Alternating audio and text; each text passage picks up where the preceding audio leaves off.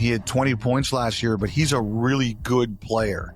And there aren't a lot of defensemen like him. And if he keeps going, there's no doubt in my mind he could be a $7 million player or more. And I think that's a perfect example of what we're dealing with here. If it's so hard for the Jets and the player to find long-term agreement on a player like Sandberg, I think it shows you the challenge here. But the really interesting thing about that was what one of the players said to me. And that was, we'll see what happens with Lowry and Connor. But this Jets group of players, like Velarde just signed 2, like they really believe in themselves. And not only do they really believe in themselves, but they really like each other as a group. Like they jokingly kind of call themselves, like Scheifele's known as kind of the hockey nerd. The rest of them, I think, kind of are like that too. Like they're just really a group of guys that really like hockey and really like playing as a team. And it sounds like, the one thing that the Jets have going their way as an organization right now is they have a group of players who really like each other and really like competing together. Now, you still got to sign them all, and we'll see what happens with the other ones. But it's obvious to me from what I heard about the signings of Velarde and Sandberg is that as a team, it's a group of guys that really like being around each other, which is very important. Yeah, and music to the ears of Jets fans, of course, given the narrative that has surrounded that market for many, many years. That's fantastic to hear. Were you surprised that any of the negotiations that were slated for an arbitration hearing, none of them reached that point? I think it was the first time in 4 years, right? Something like that. I think the first time since 2021. The only reason I'd say no is just because of what happened last year with Swayman. That process, it played a major part in sending the Bruins season into an iceberg, right? And so I could see a lot of teams looking at that and saying, we're just going to avoid that like the plague. We want no part of that. So I'm not surprised, no. Okay. How about any surprise on the vote amongst the teams to continue a decentralized draft? We've made our feelings on this program on how we feel about all that, but it's going to remain that way next year. Well, it was closer. When they originally voted to decentralize it the first time, it was 26-6. I understand this time the vote was 20-12. So we just have to keep moving the line. Right, Kyle? We just yes. 6 more next year have to hate it. I'm going to sabotage it next season so we can get 6 more to change their minds. Yeah, and more technical get glitches. Back here. I really thought, as you knew, because of how Bettman was like openly ripping the GMs about this, I really thought it was going to change. I was actually surprised he gave them the vote. I really was. It's obvious to me that these teams that voted to keep it the way it is, they value the secrecy. It really, from what I understand, it was all about secrecy. There's a guy, Mark Yannetti, who runs the draft for the Kings, and he gave a quote, and I can't remember where I saw it, but he gave a quote where he said, I was able to look up injury reports and not worry about someone looking over my shoulder. And I understand that was a big deal. Like, people just said, I could talk to people at my table. Or I could have a conversation without worrying who was listening to me. And like one guy said to me, I think people read lips. I'm like, come on. And he goes, I think people do read lips. Everybody's got a camera right now. I was worried about getting my lips read. And he was serious about it. And that's how they feel.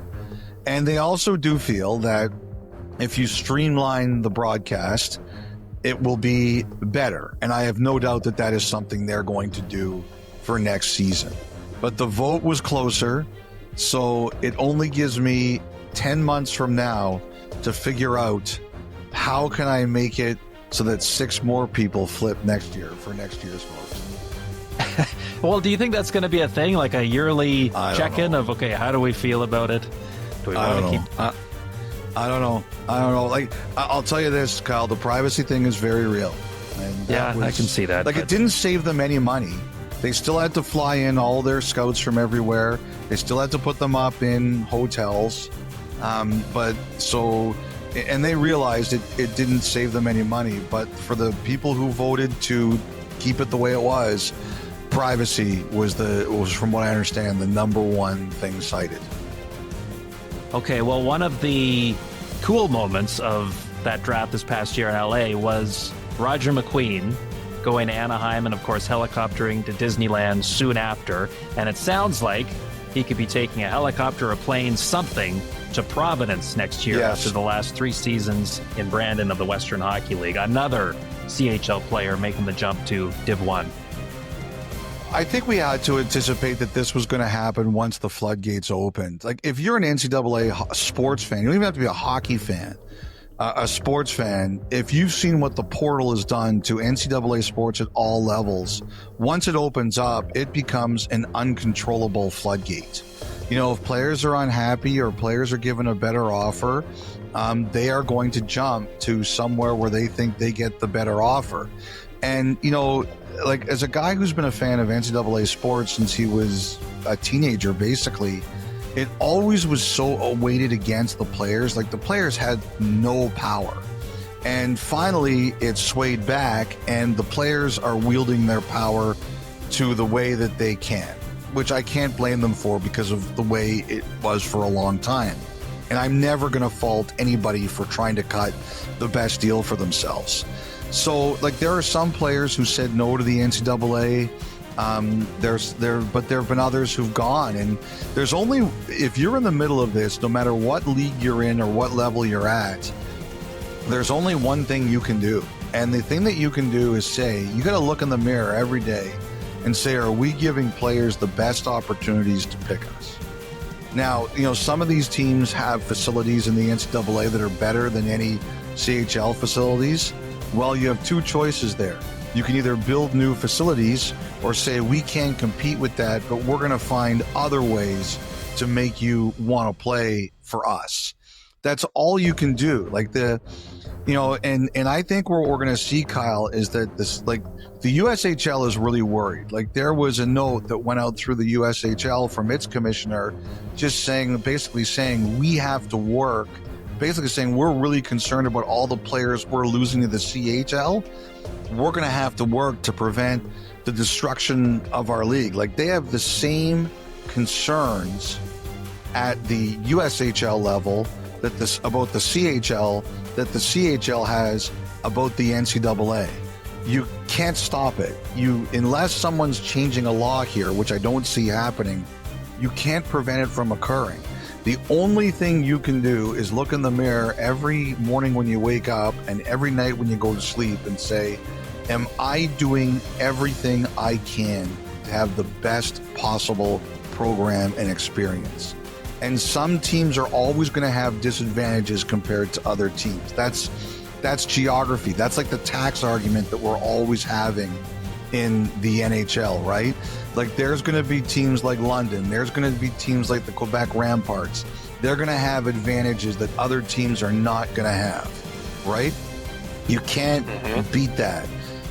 There's only one thing you can do, and that is make sure that if a player walks away, that you can say to yourself, we did everything we could, and we got beat by a better offer. There's nothing else you can do right now. Nothing. Yeah, I totally agree. And I heard that Red Deer was one example. As soon as their